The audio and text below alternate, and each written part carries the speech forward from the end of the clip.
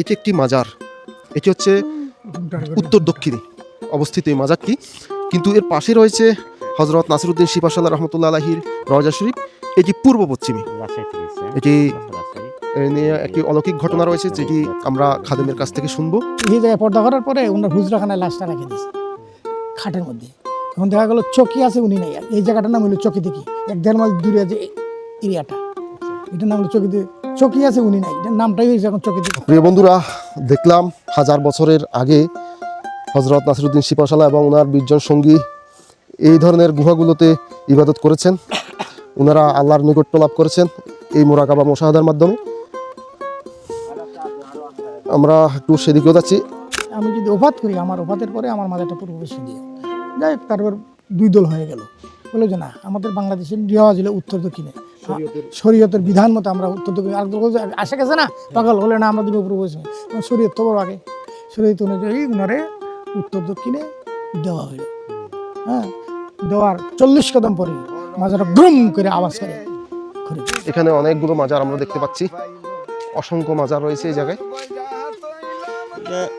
অলিরে একটা অজুখানার পাথর, এটা অলিরা ব্যবহার করতো, এরপরে বৈশা অজু করতো, এরা নানান তো ব্যবহার করতো। এখন মানুষের দুধ দেয়, যে ময়রা যে উজান যাইতে পারবো সেই জায়গার মালিক হবে। খুব সুন্দর কথা। ঠিক আছে, ময়রা যে উজান যাইতে হবে, তাহলে এই জায়গার মালিক হবে। আচ্ছা, আপনি পীর সাহেব, আপনি খেলার মধ্যে দেখাবেন না, হ্যাঁ হ্যাঁ, লাস্টে দুজনে ওই যে মরছে, ময়রা উজান যায় ঘাটে লাগছে, হ্যাঁ। ওই যে উনির মাজার এটা। প্রিয় বন্ধুরা, আজকে আমি এসেছি হবিগঞ্জের মুরারবন্দর গ্রামে, যেখানে রয়েছেন 360 আউলিয়ার প্রধান সেনাপতি হজরত শাহজালালের প্রধান শিপাশালা হজরত নাসিরউদ্দিন শিপাশালার দরগায়। এখানে অসংখ্য কেরামত অলৌকিকতা রয়েছে। আমরা যখন আল্লাহর ওলিদের কেরামত প্রকাশ করি তখন কোনো প্রমাণ দিতে পারি না। আজকে আমি প্রমাণ সহকারে একটি আল্লাহর ওলির কেরামত দিব। পৃথিবীর সকল মুসলমানের কবর উত্তর দক্ষিণে হলেও হজরত নাসিরউদ্দিন শিপাশালার রওজাটি পূর্ব পশ্চিমে অবস্থিত। এই পূর্ব পশ্চিমে ওনার রওজাটি কেন হয়েছে, কী কারণে হলো, সেটি আপনাদের সাথে আমি শেয়ার করব। এখানকার মাজারের খাদেম রয়েছে, তার সাথে কথা বলবো, দর্শনার্থীদের সাথে কথা বলবো, এবং আউলিয়ার বহন নিয়ে উনি যে নদীপথে এসেছেন, সেই নদীর যে ঘাট দিয়ে ওনারা অত্র অঞ্চলে এসেছেন সেই ঘাটটি দেখাবো, এবং ওনারা মাটির নিচে গর্ত করে যে চিল্লা করেছেন সেই চিল্লার স্থানটিও দেখাবো। তো প্রিয় বন্ধুরা, পুরো ঘটনা বলি, বিস্তারিত দেখতে হলে ভিডিওটি না টেনে শেষ পর্যন্ত দেখতে হবে। যারা এখনও চ্যানেলটি সাবস্ক্রাইব করেন, দ্রুত সাবস্ক্রাইব করে দিবেন। চলুন আপনাদেরকে আমি হজরতের রওজার প্রাঙ্গণে নিয়ে যাই। কেন, কিভাবে, কি কারণে উনি উত্তর দক্ষিণ থেকে পূর্ব পশ্চিম হয়ে গেছেন, সেই ঘটনাটি সরাসরি আপনাদেরকে আমি দেখাবো। চলুন প্রিয় বন্ধুরা, আমি এখন যাচ্ছি হজরত নাসিরউদ্দিন শিপাশাল্লাহ রহমতুল্লাহ আলাহি যেখানে সাধনা করেছেন। 9টা অলি আছে, এটা 120 জনের 9 জন এই জায়গা, এই স্থানে এই জায়গা 9 জন এখানে আছে, 9 জন, 120 জনের ভিতরে এখানে আছে 9 জন। 120 জনের 9 জনই এখানে সাহিত্য রয়েছেন। আর এই প্রত্যেকেই এই স্থানটিতে কোনো না কোনো স্থানে সাহিত্য রয়েছেন। এখানে মনে একজন রয়েছেন না, এখানে আরেকজন রয়েছেন, মানে দেখলে মনে হয় পুরো এরিয়াটাই কবরস্থান। দেখেন না, এই যে ইটটা দেখেন না, ইটটা তো এই আমলের না। একটু আপনি এই ইটটা তো এই আমলের না। ইটটা আপনি দেখছেন নি, এই যে ইটটা দেখে তো বুঝতে পারছেন ইটটা তো এই আমলের না। এটা একটা এটা দেবীর মন্দির ছিল, মন্দির ভেঙ্গা এটার এই অবস্থায় চিহ্নটা আর কি আছে। এটা কোনো রাজার রাজপ্রাসাদ হবে মনে হচ্ছে, হয়তো 1000 বছরের উপরে হবে এটির বয়স। জি, তো আমরা সেই স্থানটিতে যাব যেখানে হজরত নাসিরউদ্দিন শিপাশাল্লাহ রহমতুল্লাহ আলাহি সাধনা করেছেন। এখানে অনেক অলৌকিক, অনেক পুরাতন পৌরাণিক স্থাপনা দেখা যাচ্ছে। এখানে রয়েছেন বন্দেগী শাহ সৈয়দ হজরত বাজিদ রাদিয়াল্লাহু আনহু। এখানে অনেকগুলো মাজার আমরা দেখতে পাচ্ছি, অসংখ্য মাজার রয়েছে এই জায়গায়। অলিরে একটা অজুখানার পাথর, এটা অলিরা ব্যবহার করতো, এরপরে বৈশা অজু করতো, এরা নানান তো ব্যবহার করতো। এখন মানুষের দুধ দেয়, দুধ নেওয়া এরপরে দেয়, আচ্ছা হাজিরা দেয়, মানুষের দুধ দেয়। অনেক মানুষের নিয়াত পূর্ণ হয়, যে পানি দেয় এমনি করে নেওয়া শরীরের মাথর, এমনি যে কোনো নিয়াত করা এমনি পানি দেয়, মাত্র তার মানত পূরণ হয়। হ্যাঁ, তার নিয়াত পূর্ণ হয়। এখানে এই যে আছে গুহা, জি,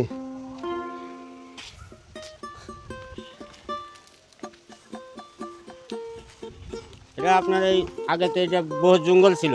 জি, বাঘ ভাল্লুকের ভয় ছিল, অনেকটার ভয় ছিল। এরা ইবাদত করতো, এর ভিতরে এর ভিতরে ঠাকুর যায়।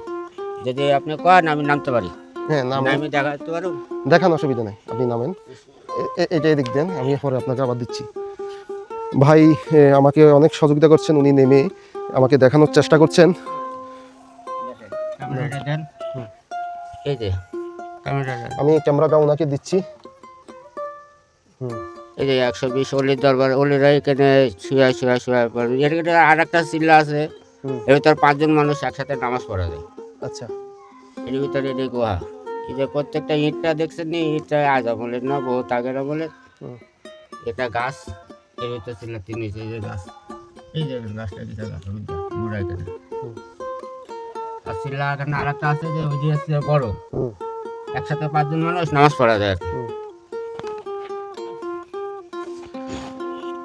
হ্যাঁ প্রিয় বন্ধুরা, দেখলাম 1000 বছরের আগে হজরত নাসিরউদ্দিন শিপাশালা এবং ওনার 20 জন সঙ্গী এই ধরনের গুহাগুলোতে ইবাদত করেছেন। ওনারা আল্লাহর নৈকট্য লাভ করেছেন এই মোরাকাবা মুশাহাদার মাধ্যমে। আমরা একটু সেদিকেও যাচ্ছি, আপনি এটা নেন।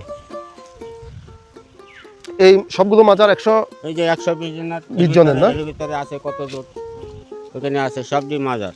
এই 120 জনের ভিতরে, সব 120 জনের ভিতরে এগুলো, 120 জন।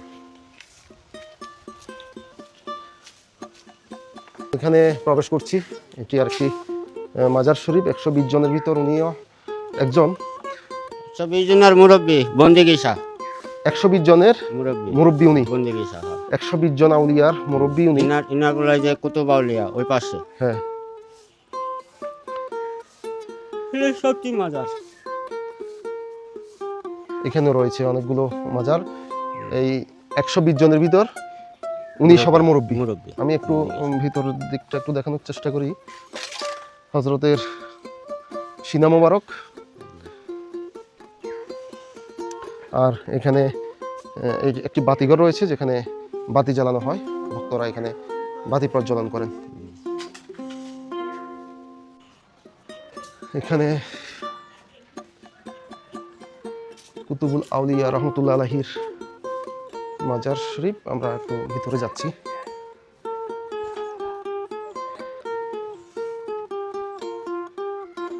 উনি ওনার পরিচয়টা একটু নেন। কুতুব আউলিয়া, কুতুবুল আউলিয়া না? কুতুব বাবার মাজারে। আচ্ছা, 120 জনের কুতুব। 120 জনের কুতুব। এক একজন এক এক দায়িত্বে ছিলেন, এক একজন এক এক পদে ছিলেন। কুতুবুল আউলিয়া নাম। আচ্ছা, এই দিনগুলো উনি এক পায়ে দাঁড়াইয়া উনি কষ্ট করে সাধনা করছেন। আর তাই অনেক মানে এখানে যে সময় জঙ্গল আছিল, সেই সময় থেকে এখানে মনে করেন মানুষে অনেক কিছু পাইছে, অনেক সাহায্য পাইছে, অনেক ছেলে মেয়ে পাইছে নেট করিয়া। আল্লাহ দান করছেন ওনার উসিলাতে। এই ওনার কথা বলছেন আপনি? জি জি, হযরত কুতুবুল আউলিয়া। হযরত কুতুবুল আউলিয়া। তানের মাজারে আগে পরিচিত ছিল, এরপরে কুতুব আউলিয়া, পরেতে পশ্চিম মাজার আগেও ছিল, তবে পরে গিয়ে বাইছে। প্রিয় বন্ধুরা, আমি এখন রয়েছি 360 আউলিয়ার সর্দার হযরত শাহজালাল রহমতুল্লাহ আলাইহির প্রধান সেনাপতি হযরত নাসিরউদ্দিন শিফাশালাহ রহমতুল্লাহ আলাইহি নাম্বার আছে তোর কাছে? রজার প্রাঙ্গণে। আমি বইয়া কোরআন শরীফ এই রজার মূল যে বিশেষত্ব রয়েছে সেটি আমি দেখাবো। এটি একটি মাজার, এটি হচ্ছে উত্তর দক্ষিণে অবস্থিত এই মাজারটি, কিন্তু এর পাশে রয়েছে হযরত নাসিরউদ্দিন শিফাশালাহ রহমতুল্লাহ আলাইহির রজা শরীফ। এটি পূর্ব পশ্চিমে। এটি নিয়ে একটি অলৌকিক ঘটনা রয়েছে, যেটি আমরা খাদেমের কাছ থেকে শুনবো। সেটি হলো উনি ওসিয়ত করাই গেছিলেন ওনার সঙ্গী সাথীদেরকে পূর্ব পশ্চিমে ওনাকে সমাহিত করার জন্য, কিন্তু শরীয়তের মৌলবীরা ওনাকে উত্তর দক্ষিণে সমাহিত করে। ওনারা 40 কদম যেতে না যেতেই এই রজাটি আল্লাহর অলৌকিক কেরামতের মাধ্যমে পূর্ব পশ্চিমে হয়ে যায়। তো এখানে আরেকজন ভাই দেখতে পাচ্ছি, আমি একটু কথা বলবো। আসসালামু আলাইকুম। আপনার নাম? আমার নাম মোহাম্মদ ফিরোজ মিয়া। আচ্ছা, হযরতের রজায় কি সবসময় আসেন? সবসময় আমি দয়াল মেহেরবান সবসময় আছি। জিন্দাউলি জিন্দাউলি জিন্দাউলি বাবা শাহজালাল বাবার সাথী। হ্যাঁ, সিবাসালা বাবা নাসিরউদ্দিন শাহ, উনি কোনো তুলনা নাই, বাংলার বাদশা। শাহজালাল বাবার ফরস্থানে উনি। হযরতের রজায় যে আসেন কেমন লাগে? ভালো লাগে, খুব মঞ্জুরি, খুব মঞ্জুরি, ভালো মঞ্জুরি, খুব মঞ্জুরি। ব্রাউনবাড়ি থেকে আসছি।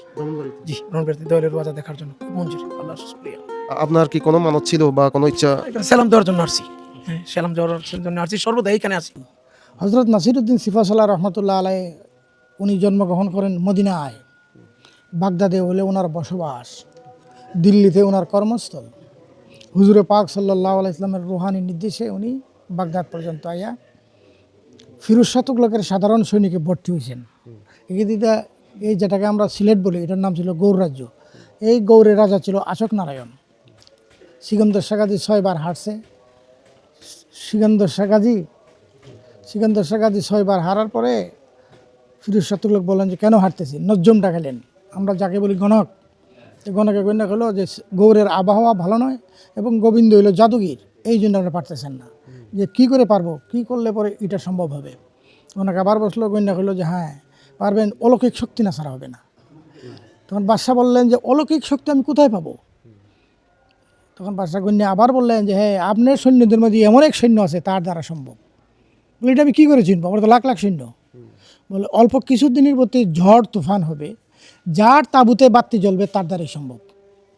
তখন দেখা গেল সপ্তাহখানেক ভিতরে ঝড় তুফান দিল্লিতে আরাম হয়েছে, বাসা ছদ্মবেশে বাড়ি গেছেন, দেখলেন যে তাঁবুগুলো লন্ডভন্ড হয়ে গেছে। কিন্তু নাসিরুদ্দিন, হজরত সৈয়দ নাসিরুদ্দিন সিফাসাল্লাহ এখানে বাতি জ্বলতেছে, উনি নামাজে রত। তখন বাদশাহ ওই হুজুর সালাম ফিরাই দেখেন যে বাদশাহ কার, তখন উঠে দাঁড়ায় গেছেন। বলছে না হুজুর, আমি তো হুজুর না, হুজুর তো আপনি। বাদশাহ বলতেছেন, বলে কি? বলে আপনি তো গৌরে যেতে হবে। তুমি মুচকি হাসি দিলেন, বলে হ্যাঁ আমি আসছি। উনি বলতেছেন যে আমি আসছি এটার জন্য। তখন ওনার কিছু সৈন্য সামন্ত দিয়া পাঠাই দিলেন। এখানে ঘটনাক্রমে কথা হইলো যে বুরহানুদ্দিন এখানে দিল্লির মসনদে নালিশ করছেন, যে হাইটা হুজুরে পাক সাল্লাল্লাহু আলাইহি ওয়াসাল্লামের মাজার নালিশ করছে। ঠিক এখানে এটার নাম ছিল 20 গ্রাম বা সপ্তগ্রাম। এখানে রাজা ছিল আশোক নারায়ণ, এখানে বুরহানুদ্দিনের পুত্রহত্যা, এখানে হেলিমুদ্দিন উর্ফে রুকনুদ্দিন তার পুত্রহত্যা। তখন তারা যখন এই মিশন নিয়ে এখানে আসলেন, এটার নাম ছিল 20 গ্রাম বা সপ্তগ্রাম। শাহজালাল বললেন এখানে তো একটা ঘটনা আছে। শাহজালাল বললেন না, আগে হইলে আমার হি মিশন। তো যাই দিয়ে প্রথম দিল আগুনের বান, রাজা গোবিন্দ। শাহজালাল বাবা ফু দিলেন, সরে গেল। এরপরে দিল পাথরের বান, সিল হাট যাও। শাহজালাল বাবা বললেন, পাথর সরে গেল। পরে তো জায়নামাজ বিষয়ে ইতিহাস জানেন, জায়নামাজ বিষয়ে তারা পার হয়ে গেলেন।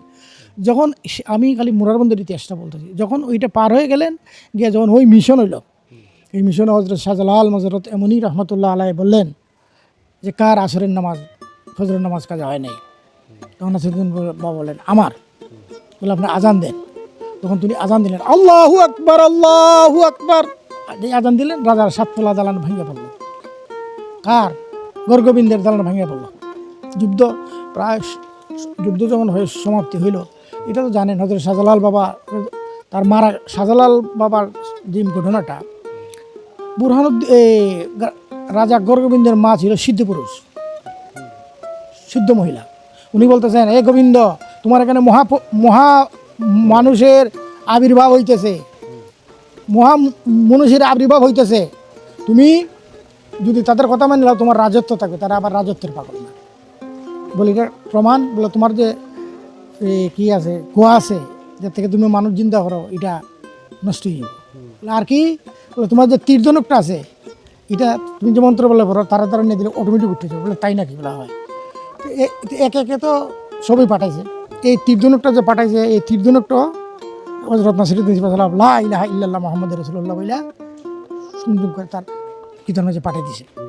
যাই হোক, তারপরে হযরত শাহজালাল তার মার আজ্ঞাটা ছিল যেটা, বলে এটা কী মানুষ আমি দেখে আসি, আমার তো সবই শেষ, এখন দেখে আসি। ওই সাপুরিয়া আর কি তার ভিতরে ওই আইছে, ফেসার ভিতরে ওই আইছে কে? গোবিন্দ। তখন শাহজালাল বাবা ধ্যান করে দিলেন, হয়তো কিতে সাপ হইয়াছে। তখন বলে হে তুই আইলে আমার কাছে, তুই মানুষই আইতে পারলে না। তখন যে খাসা লইয়া দৌড় দিছিল, এই দৌড় এই পর্যন্ত আর কোনো পাত্তা পাওয়া যায়নি গোবিন্দ। যাই হোক, এটা হলো সিলেটের ইতিহাস। তখন হযরত শাহজালাল মজরত এমনি রহমতুল্লাহ আলাই ওই যে সিলহাট যাও তো কিয়া, এইটার নাম হইল, গৌরের নাম হইল সিলহাটটা। আর ওই যে এই মিশন শেষ করে নাসিরুদ্দিন সাহেব বললেন আপনি উস্তারফ যান, এইটার নাম হলো, এটার আগের নাম ছিল 20 গাঁও বা সপ্তগ্রাম। এর রাজা ছিল আশোক নারায়ণ। আর ওই বলে দিলেন উস্তারফ যান, এটার নাম হলো তরফ, এই তরফের রাজা ছিল আশোক নারায়ণ। সরকার ইতিহাস হলো উনি মোরারবন্দে আসতেন, এখানে তো কিছু জন্য আবার সিলেটও যাইতেন। উনি পর্দা করার আগে বলছেন, আমি যদি মারা যাই, আমার মাজারটা তোমরা পূর্ব পশ্চিমে দিও। হযরত নাসিরুদ্দিন সিফাসাল্লাহ বলছেন, আমি যদি মারা যাই, আমি যদি ওফাত করি, আমার ওফাতের পরে আমার মাজারটা পূর্ব পশ্চিমে দিও। যাই হোক, তারপর দুই দল হয়ে গেল। বলে যে না, আমাদের বাংলাদেশের রেওয়াজ হলো উত্তর দক্ষিণে, শরীয়তের বিধান মতো আমরা উত্তর দক্ষিণ। আর আসে গেছে না পাগল হলে না, আমরা দিব পূর্ব পশ্চিমে। শরীয়ত তো বড় আগে, শরীয়ত অনুযায়ী ওনারে উত্তর দক্ষিণে দেওয়া হইল। হ্যাঁ, দেওয়ার 40 কদম পরে মাজাটা গ্রুম করে আওয়াজ করে ঘুরে গেল। এই পর্যন্ত ওই হযরত নাসিরউদ্দিন সিপাহীর সংক্ষিপ্ত ইতিহাস। এর আগে একটু আছে। প্রিয় বন্ধুরা, হজরতের রজার পাশেই আরও কিছু রজা রয়েছে, এগুলো সবগুলোই উত্তর দক্ষিণে অবস্থিত। আমি আরেকটু ভিতরে যাওয়ার চেষ্টা করব। এটি হচ্ছে হজরত নাসিরউদ্দিন সিপাহসালার পুরো রজার।